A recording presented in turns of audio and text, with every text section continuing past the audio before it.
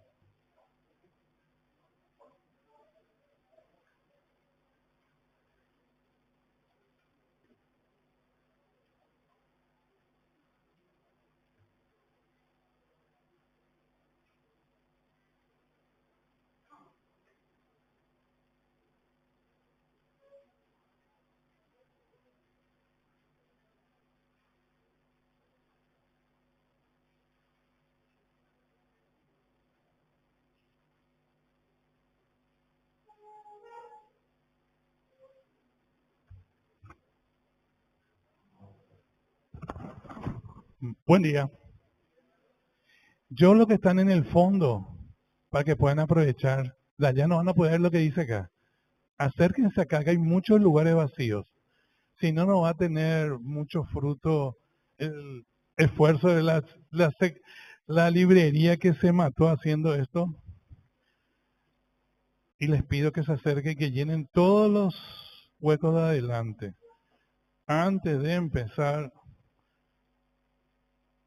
a mí, por ejemplo, cuando se me enseñó cómo preparar una prédica, introducción, tema, conclusión, desafío. Pero voy a empezar al revés hoy. Voy a empezar con el desafío. ¿Cuál es el desafío que quiero que tengan los presentes hoy acá?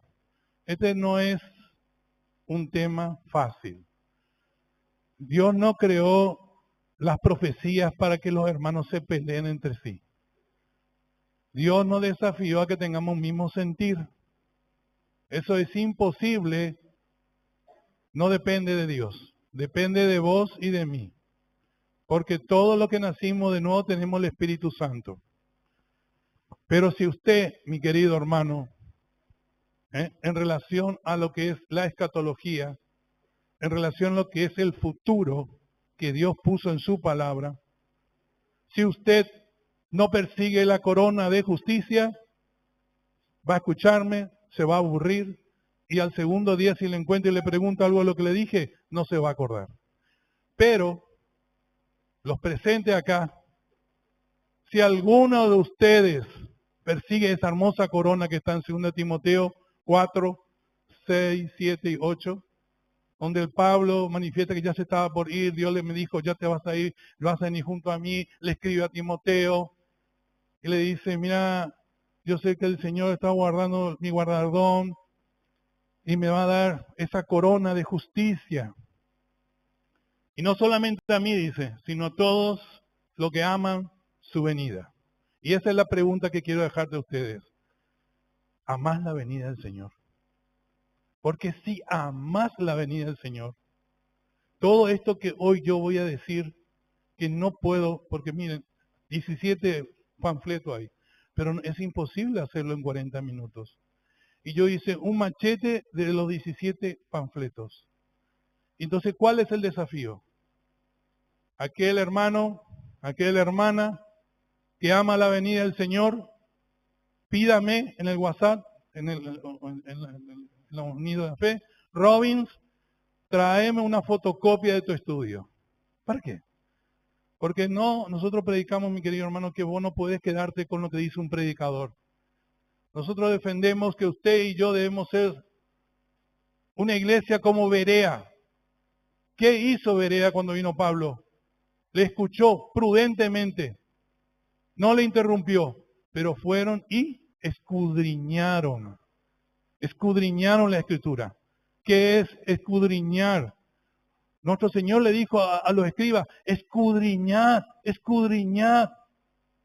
En español, agarrar una pala y hacer un pozo. ¿En dónde? En la palabra de Dios. Y vamos a orar. Señor, este es un tema muy delicado, tal vez controversial.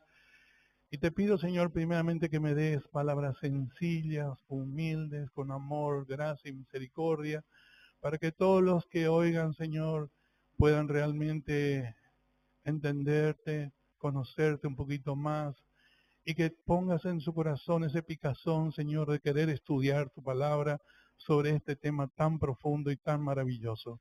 Y como dice Jeremías 33:3, son cosas grandes y ocultas. Pero como se está acercando tu venida, esa niebla, se está disipando, Señor, y cada vez más claro para nosotros, y te damos gracias por tu palabra y por tus profecías. Todo esto te lo pido en el nombre de Jesús, que es nuestro Salvador. Amén. Bueno, vamos a empezar rápidamente. Voy a hacer grandes rasgos. Si leemos, por ejemplo, Romanos 4:17, bueno, acá tenemos 4 versículos, pero vamos a hacerlo sencillo. Dios siempre tuvo ese espíritu de manifestar lo que iba a hacer en relación a su pueblo, las bendiciones, lo que sea, antes de que sucedan. El ejemplo es cuando Jesús habló como Abraham antes de destruir Sodoma y Gomorra. Y ahí lanza un pensamiento Dios. Voy a ocultar. No está en Dios el ocultar. Y vamos a defender esto con uñas y dientes. Solamente voy a hacer una pregunta. A la amada iglesia, Jesucristo, el rapto, ¿viene como ladrón en la noche? ¿Sí o no? ¿Quién me responde? No. Al mundo viene como ladrón como la noche, no a la iglesia.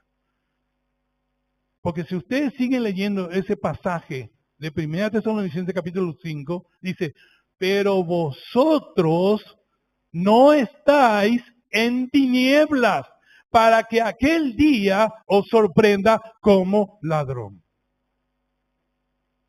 Satanás metió esa idea en la iglesia. Y eso vamos a derrumbar hoy. Entonces, el primer punto, Dios siempre anunció a su pueblo. Nunca quiso hacerlo oculto. Por eso vos y yo somos tan privilegiados de tener toda la Biblia. Vos sabés lo que nos está esperando.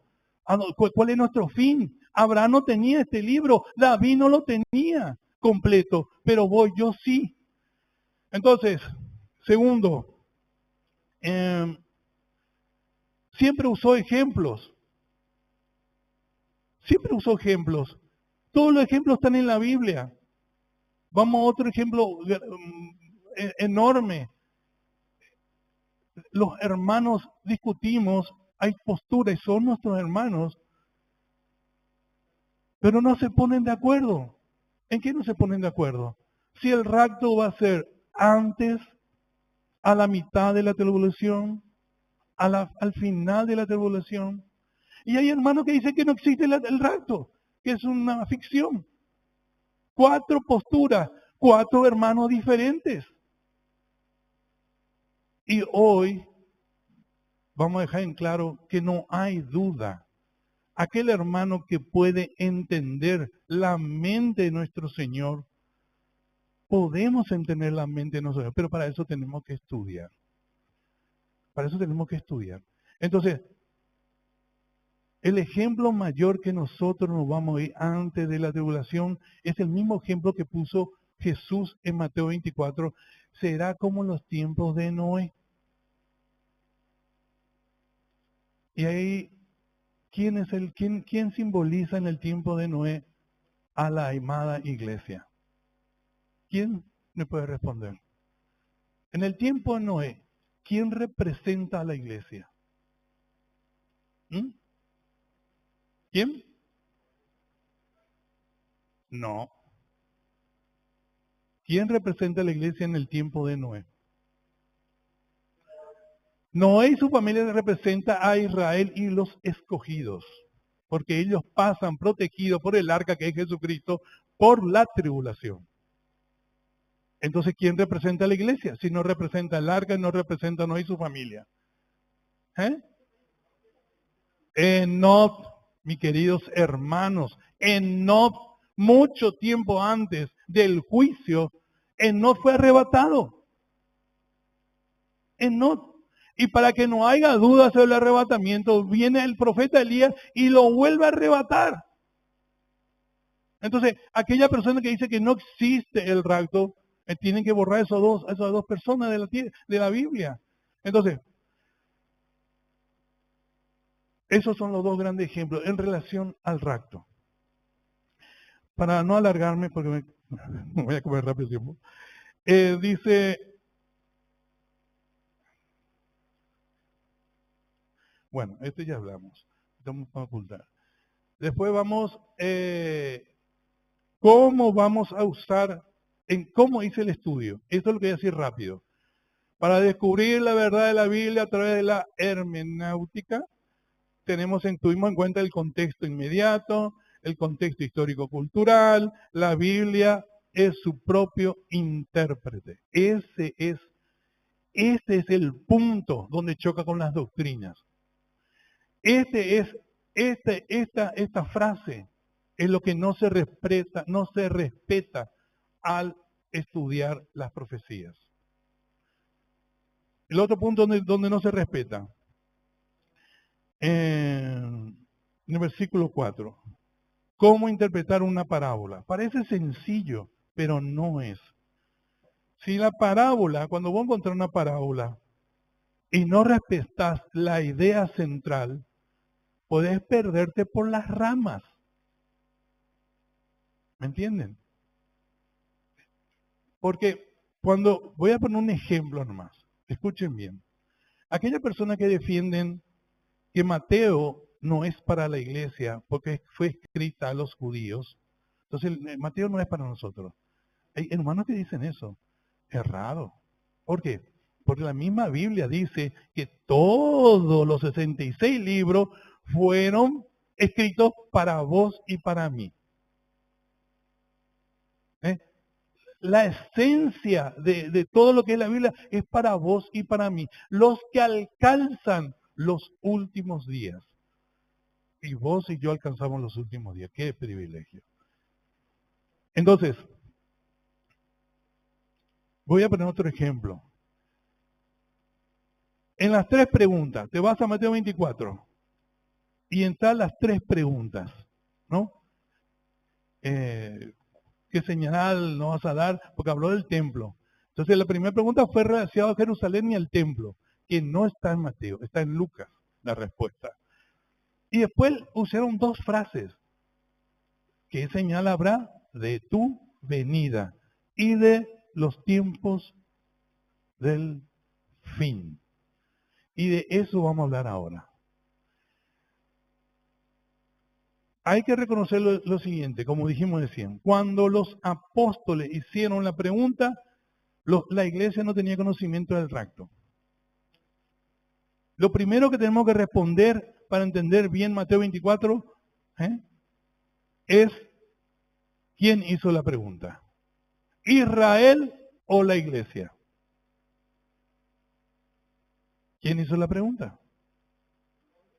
En Mateo 24. No, hicieron los apóstoles. Porque si hubiera sido Israel, hubiera sido el sumo sacerdote, o un fariseo, o un saduceo, o un escriba. Mi querido, ¿quién fue el que hizo la pregunta? Fueron los apóstoles. Los apóstoles. No, para mí, vamos a dejarlo ahí, pero fueron los apóstoles. El que representaba a Israel le condenó a muerte. ese es otro punto interesante donde Satanás ha ganado una gran batalla en la iglesia. Pero piensen bien, fueron los apóstoles los que preguntaron. Los apóstoles son el comienzo de la iglesia.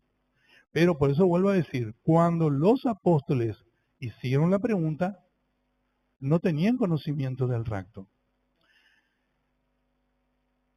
Pero al usar esas dos frases, nuestro Señor sí lo enfocó de esa manera. Respondió primeramente a los que estaban vivos en relación a la destrucción del templo. Luego se fue a explicarle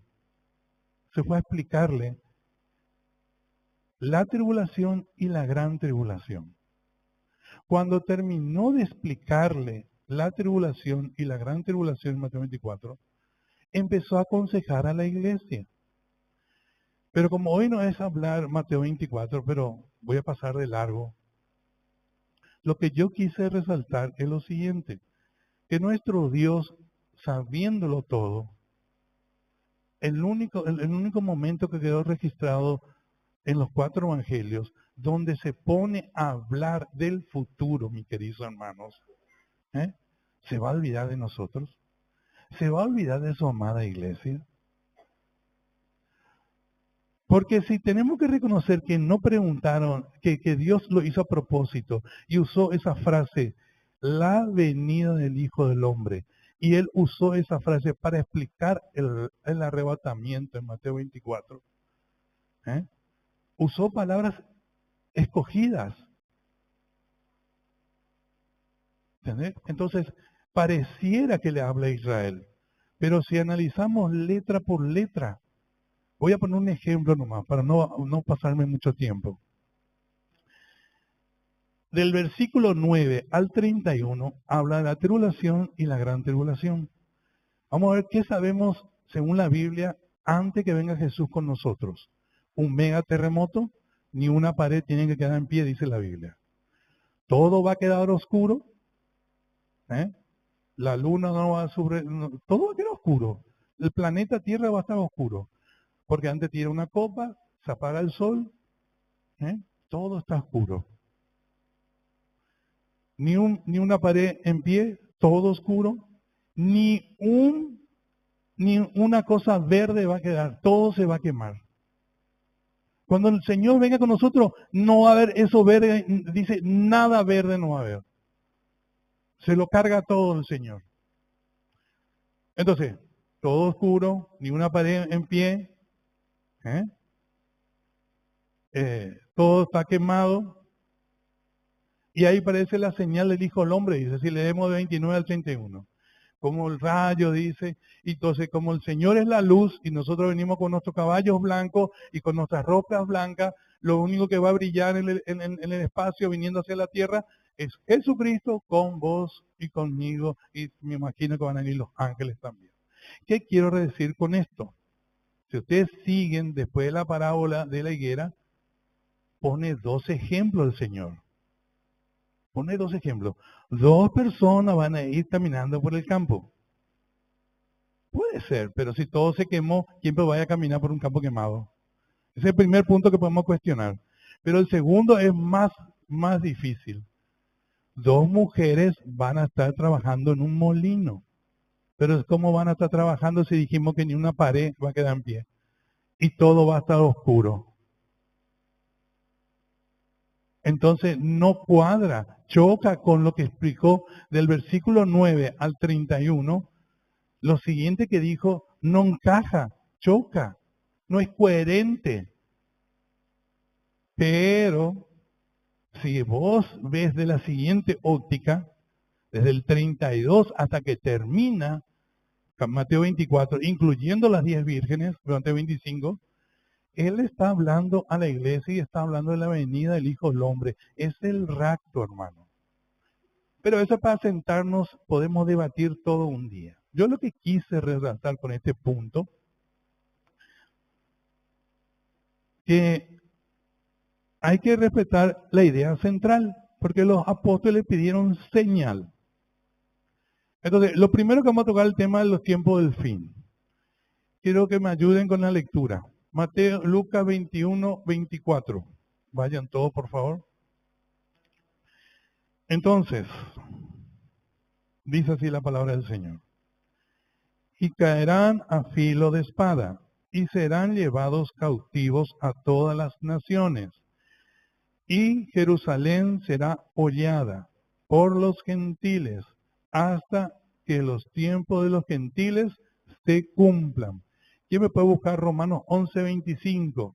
Freddy, Apocalipsis 11, 1 y 2.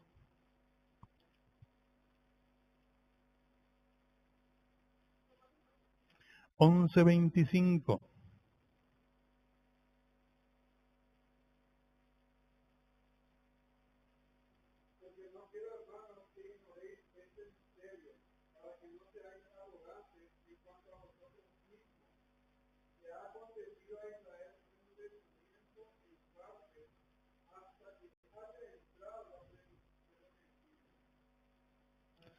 En todo momento estamos hablando de la plenitud de los gentiles. Apocalipsis 11, 1 y 2.